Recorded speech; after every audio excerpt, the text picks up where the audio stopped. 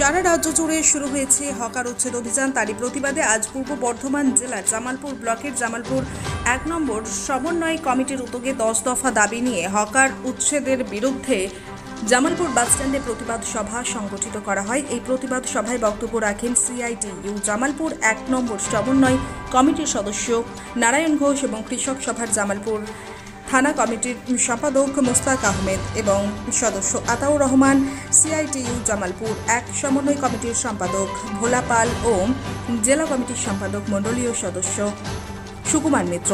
এর সঙ্গে আরও জানা যায়, বিকল্প রুজির প্রশ্নকে পাশ কাটিয়ে রাজ্য জুড়ে হকার উচ্ছেদ মমতা সরকারের। ধিক্কার জানাচ্ছে জামালপুর ১ সমন্বয় এরিয়া কমিটির স্ট্রিট হকার ইউনিয়নের সম্পাদক প্রফুল্ল মালিক। সিআইটিইউ এতে প্রচুর মানুষের সমাগম হয়েছে। আমরা শুনে নেব আজকের এই রাজ্য সরকারের বিরুদ্ধে হকার উচ্ছেদ অভিযান নিয়ে জামালপুর ব্লক সিআইটিইউ এর কাছ থেকে এই প্রতিবাদ সভা নিয়ে কিছু কথা। পূর্ব বর্ধমানের জামালপুর থেকে সুব্রত চক্রবর্তীর রিপোর্ট, বাংলা এমজি।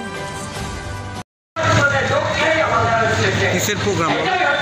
আজকে হচ্ছে সারা পশ্চিমবাংলায় যে হকার উচ্ছেদ হচ্ছে অনৈতিকভাবে, তাদের পুনর্বাসন না দিয়ে 2014 সালের যে আইন, সেই আইন মোতাবেক কাজ না করে অনৈতিকভাবে হঠাৎ করে হকার্সদের যে রাস্তা থেকে তুলে দেওয়া হচ্ছে, তাদের যে পেটে লাথি মারা হচ্ছে, তার বিরুদ্ধে হচ্ছে যে আমাদের এই সিআইটির পক্ষ থেকে আমরা করছি। সেইভাবে প্রতিবাদে রাস্তায় সামিল হতে পারছেন না এবং পাশাপাশি এই কিছুদিনের মধ্যে,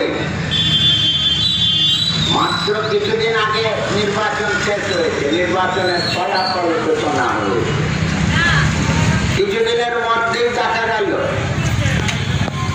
যে হঠাৎ করে বৃহৎ ব্যবসায়ীদের হকারকে উচ্ছেদ করতে হলে তাকে পুনর্বাসন দিতে হবে এবং তাকে উপযুক্ত ক্ষতিপূরণ দিতে হবে।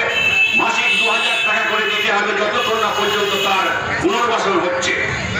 তাহলে সেই সমস্ত আইনগুলো মানা হচ্ছে না।